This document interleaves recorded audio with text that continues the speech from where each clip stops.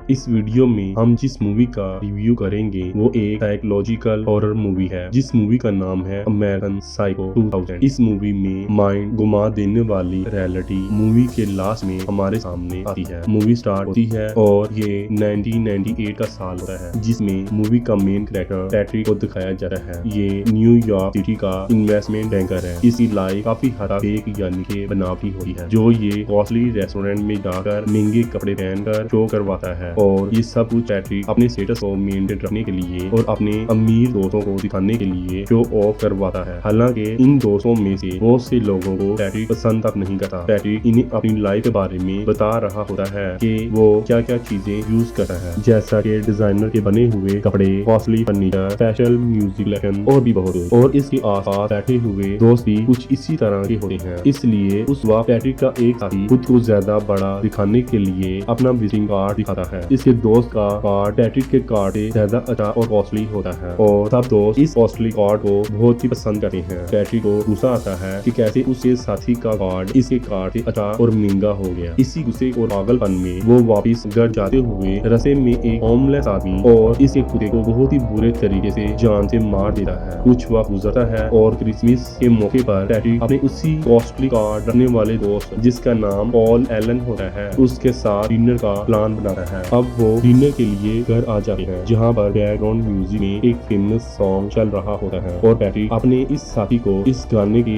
बारे में आर्टिस्ट खूबियां बता रहा होता है और फिर अचानक से वो पॉल को कुल्हाड़ी मार कर जान से मार देता है। इसके बाद वो इसकी डेड बॉडी को फेंक देता है ताकि उसकी लाश किसी को ना मिले और इस पर किसी भी किस्म का कोई शक न हो। इसलिए वो इसके घर जाकर इसके घर में कुछ चेंजिंग करता है, जैसा कि लंदन की एयर टिकट की फोटोकॉपी रखता है ताकि अगर इन्वेस्टिगेशन हो भी जाती है तो सबको ये लगे कि पॉल एलन घर यानी कि वो अपने सिटी में ही मौजूद नहीं है और वो लंदन चला गया है। इसके बाद एक प्राइवेट डिटेक्टिव को दिखाया जा रहा है जिसका नाम डोनाल्ड किम्बल होता है जो पैट्रिक से उसके साथी के गायब हो जाने के बारे में इन्वेस्टिगेशन कर रहा है। फिर हम देखते हैं कि पैट्रिक दो गर्ल्स क्रिस्टी और सबरीना को अपने घर लेकर आ रहा है। पिछली बार की तरह अब भी बैकग्राउंड में म्यूजिक चल रहा होता है और वो सॉन्ग को गाने वाले की तारीफ कर रहा होता है। ये तीनों कुछ वक्त साथ स्पेंड करते हैं और इसके बाद पैट्रिक एक बॉक्स से लोहे की बनी हुई कोई चीज उठाता है और फिर उस चीज से उन दोनों लड़कियों को जख्मी करता है। इससे उन लड़कियों का बहुत खून निकलता है। फिर हमें ये दिखाया जाता है कि अब ये लड़कियां कुछ देर में ही उसके घर से निकल जाती हैं जो कि बहुत अपनी हालत में होती हैं क्योंकि पैट्रिक ने उन्हें जख्मी ही बहुत किया। नेक्स्ट सीन में हम देखते हैं कि पैट्रिक अपनी सेटी को डिनर के लिए इनवाइट करता है। वो कहती है कि खाना नहीं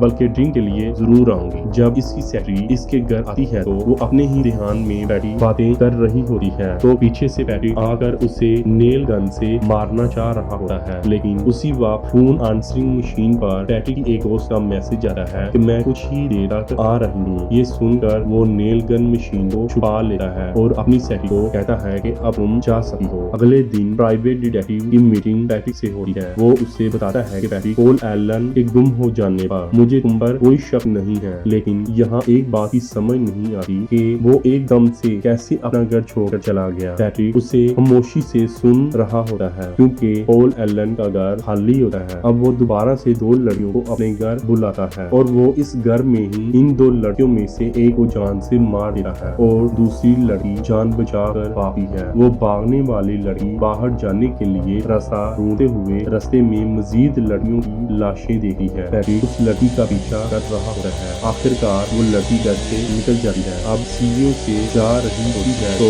उसे जाते हुए देखकर पैट्रिक ऊपर से ही उस लड़की के ऊपर चलती हुई चेनसा फेंक देता है। चेनसा लकड़ियों को काटने के लिए एक बड़ी आरी होती है जिससे बड़े से बड़े दरख्त आसानी से कट जाते हैं। चेनसा चल रही और लड़की के ऊपर गिरते ही उसे मार देता है। कुछ ही टाइम के बाद हम देखते हैं कि पैट्रिक एक एटीएम यूज करने के लिए जा रहा होता है और वहाँ एक ऐड को देता है। जब वो एटीएम यूज कर रहा होता है तो एटीएम की स्क्रीन पर लिखा हुआ आ जाता है कि फीड मी अ स्ट्रे कैट, यानी कि मुझे एक आवारा बिल्ली खिला दो। और जैसे ही वो इस कैट को मारने लगता है तो उसे एक औरत आकर रोकती है कि तुम इस मासूम बिल्ली के साथ क्या कर रहे हो। ये सुनते ही पैट्रिक उस औरत को भी शूट कर देता है और पुलिस इस मर्डर करने वाले का पीछा करती है और पैट्रिक अपना पीछा करने वाले पुलिस वालों को भी शूट कर देता है। पैट्रिक ने जो भी अब तक किया होता है उसे इस पर हो जाता है। इस वजह से वो अपने लॉयर को कॉल करता है और सारे मर्डर जो भी इसने किए थे वो सारे एक्सेप्ट करता है। ये सब बातें पैट्रिक के लॉयर के फोन रिकॉर्डिंग में रिकॉर्ड हो रही होती है क्योंकि लॉयर अभी फोन के पास मौजूद नहीं होता। अब पैट्रिक की मुलाकात फिर से प्राइवेट डिटेक्टिव से होती है जो पॉल एलन के मिस होने की इन्वेस्टिगेशन कर रहा होता है। वो पैट्रिक को बताता है कि उसके सोर्स ने लंदन में कुछ वक्त पहले ही पॉल को देखा है, जिसका मतलब ये है कि पॉल का मर्डर नहीं हुआ और वो जिंदा है, बस किसी को बताए बगैर लंदन चला गया है। ये सुनकर पैट्रिक बहुत ही डिस्टर्ब हो जाता है और बहुत ही परेशान होता है कि ये कैसे हुआ, मैंने तो खुद उसे अपने हाथों से मार दिया था। अगले ही दिन पैट्रिक पॉल के घर जाता है कि वहाँ अगर किए हुए मर्डर के सबूत भी हैं तो मैं उन्हें गायब कर दूं, लेकिन वो घर खाली होता है। किसी ने उसे काफी दिनों से सेल करने के लिए लगाया होता है और प्रॉपर्टी के डीलर से पता चलता है कि ये घर पॉल एलन का है ही नहीं। एक बार फिर हम पैट्रिक के फेस पर परेशानी देखते हैं। दूसरी तरफ ऑफिस के अंदर पैट्रिक की सेक्रेटरी देखती है कि पैट्रिक ने अपने ऑफिस के डॉक्यूमेंट के अंदर डिफरेंट मर्डर की ड्राइंग बनाई होती है जो बहुत ही भयानक और दिल को हिला देने वाली होती है। अब एक न्यू दिन का आगाज होता है और पैट्रिक अपने लॉयर से मिलता है तो वो उसे रिकॉर्डेड कॉल का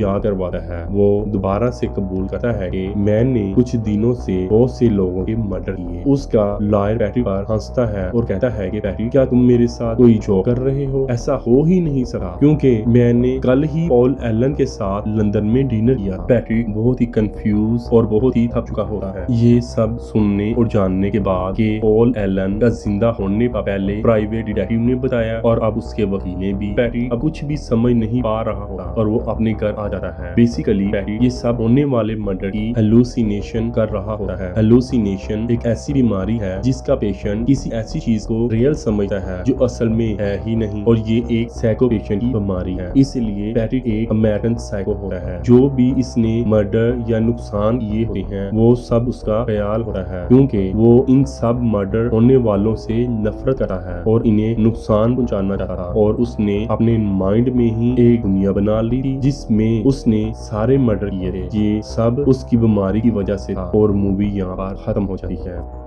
आपको इस मूवी का रिव्यू कैसा लगा अपनी राय का इजहार कमेंट सेक्शन में जरूर करें। शुक्रिया।